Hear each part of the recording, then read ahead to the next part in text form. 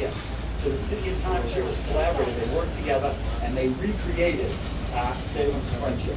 Friendship is open for tours, by the way, if you're just enjoying it. The park service conducts them. If you're interested in enjoying the Friendship, check in the visitor center at the end of this tour. When you come around the bend here, directly in front of us, we have Salem's Friendship.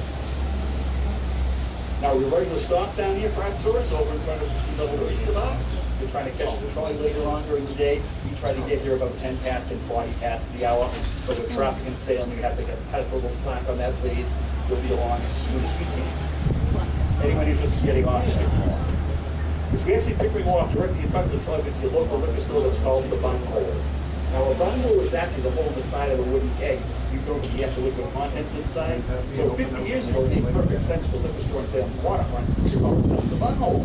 But in the last 20 years, we've become more of a tourist town, and our visitors from the rest of the country have explained to us that in the rest of the country, something up here? In the rest of the country, the term bun hole means something very different, huh? You going to lunch? Thanks, Ryan. It's something very different. Well, having learned that, you think they might have changed the name of the store, right? Of course not. Instead, they use it as an excuse to sell the most tacky and tasteless t-shirts you can imagine, with the phrase bun hole on there and every conceivable grammatical construct. We at least got them to take them out of the front window. They had them in the front window. I mean, that was a nice welcome to town for our tourists, right? They had one in the front that said, I got it in the bun hole. I mean, come on.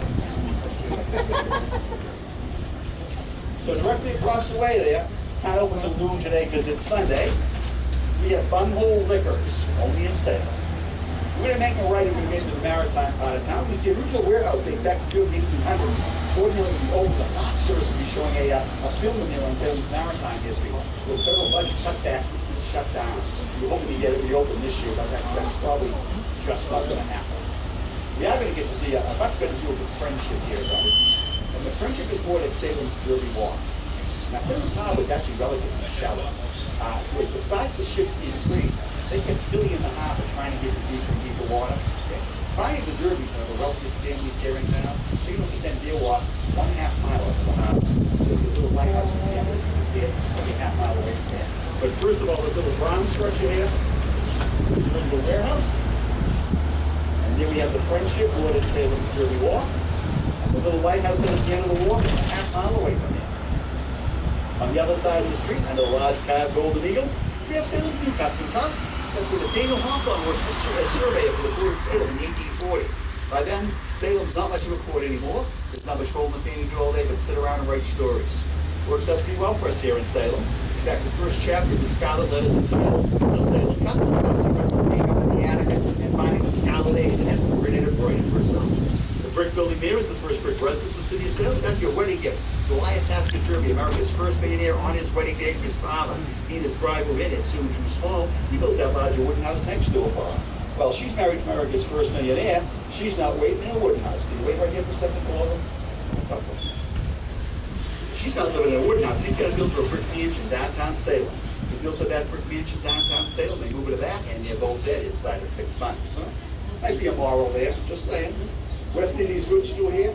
First floor, samples and products brought back from Salem's West Indies. And the second story up there, you can hold it, man.